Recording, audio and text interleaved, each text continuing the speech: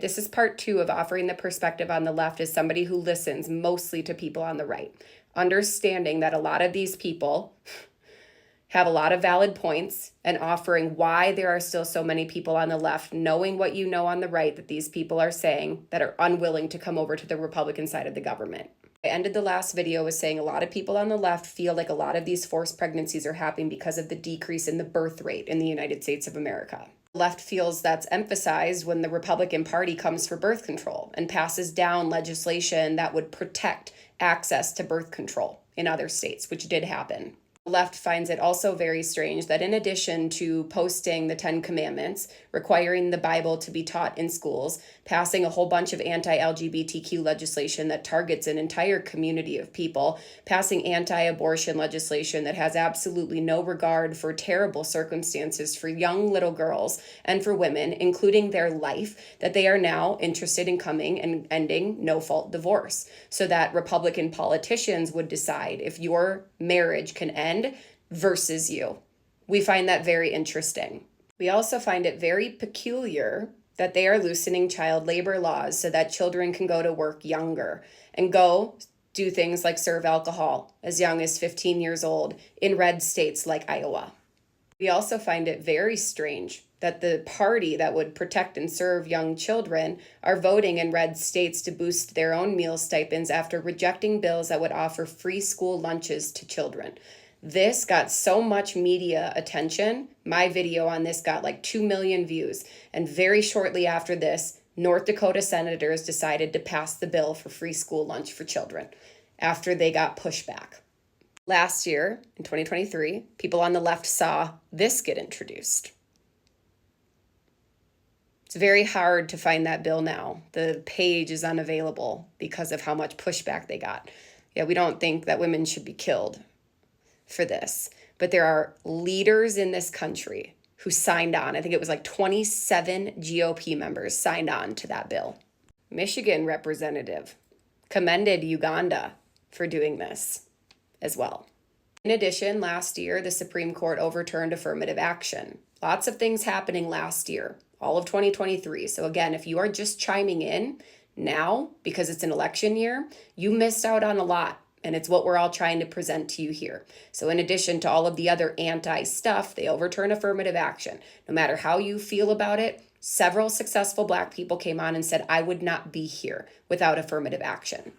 The left does not feel like the right prioritizes the equality of the Black community. And we see that constantly with gerrymandering. Here is a demographic map of the Black communities in Alabama. Take a look at how strategically these lines are drawn perfectly around the densely populated Black areas of Alabama. That is because if they did lines like this, there would be 3 different districts with Black representation.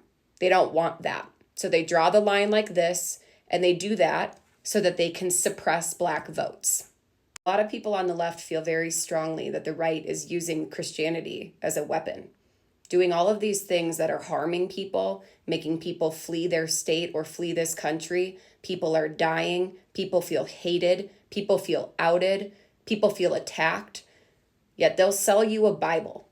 And a lot of people on the left feel like he is selling Bibles to pay for his legal fees or to pay for all of his failed businesses. Many of us have more recently learned that in the 90s, Donald Trump was in financial ruin, and Russia helped save his businesses and came to his aid. If you have not looked into this yet, I would encourage you to do it. Foreignpolicy.com is where I read this article, but this deserves a video all on its own. It is a conclusion that even Trump's eldest son, Donald Trump Jr., has appeared to confirm, saying in 2008, after the Trump Organization was prospering again, that Russians make up a pretty disproportionate cross-section of a lot of our assets. I'm telling you guys to go read this. It is amazing how deep in the pockets Russia is of Donald Trump.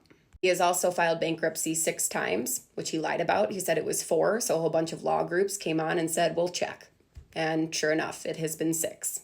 Most of his failed businesses have his name tied to it. Trump Magazine, Trump Steaks, Trump Airlines, GoTrump.com, Trump University, Trump Casinos. These all had their own name. Trump the Game, which he tried twice, Trump Magazine, and Trump Vodka. If you guys would like to be endlessly entertained, screenshot this and zoom in and read these.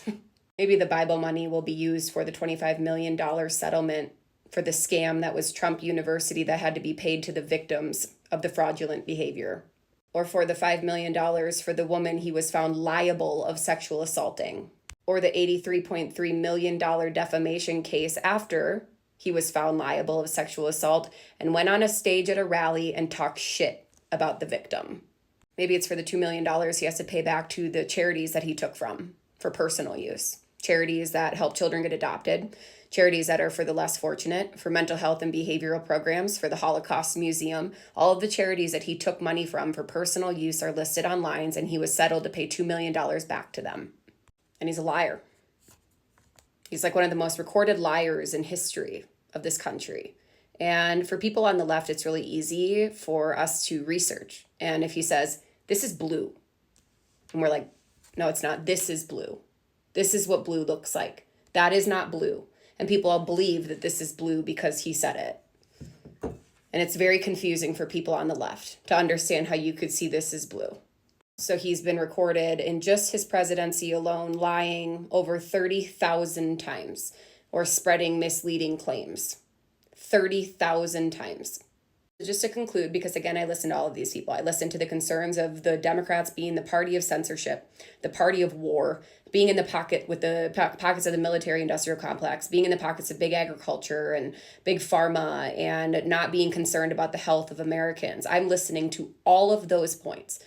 But if you've listened to what I've been saying, it is very apparent to people on the left that there is not a prioritization of well-being over profit on the right whatsoever. We have a person who lies constantly.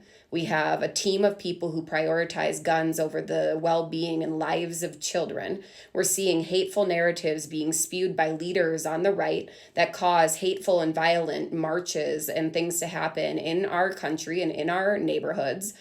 And they don't listen when things are harming people, when there are people fleeing, when there are people dying, when there are people getting sick, when there are people becoming infertile, and when terrible circumstances are happening to little girls and they do not listen, they do not hear our feedback to say you are going too extreme, you are going too far, and they justify it based on their religious belief that they are doing what God tells them to do and continue to push Christian nationalism in a country based on the way that they interpret the religion. There is a huge concern that there is no accountability to be had. For the people who are hearing that the Democrats are the party of war and the military-industrial complex and that World War III will be here anytime because of the fact that this current administration is incompetent, I want you to know, based on all of the things that I just showed you and the perspective of the left, watching what has unfolded in legislation and policy and hate towards the LGBTQ community, toward the Black community and suppressing their votes, and to women and not listening to us when we say we're gonna draw the line at dying, and they don't do anything about any of it. World War III is a possibility, but the war for millions and millions and millions of people is already here, and it's the Republican government versus everybody who doesn't look, act, and love like them. That is what minds you are going to have to change to care. And he is the only reason, these two are the only reason that I am optimistic about the Republican government, because of the fact that they're a part of that team. Otherwise, I'm not going to accept a failed businessman who's in the pockets of Russia, who lies constantly, manipulates his followers, spews a narrative that he knows will incite violence, not condemn it, do anything he says is right and that he's the only one with the only right perspective, have absolutely no accountability, zero redeeming qualities as a moral character of being a good person. When people are dying, people are scared, people are hated, people feel attacked. That's a perspective of the left. So that's why people aren't going to come to this side of the government. The war is already here, and that's what people are voting against. So Republicans, I would ask you, out of the last 20 minutes of proof, what would you say that you disagree with in my videos? Because even if you disagree with 90% of it, the 10% that's left, the left finds unacceptable of the behavior on the right. And can you make a 20-minute video where I leave out still some of the biggest things of the right to show all of the hateful, violent, harmful behavior of the left?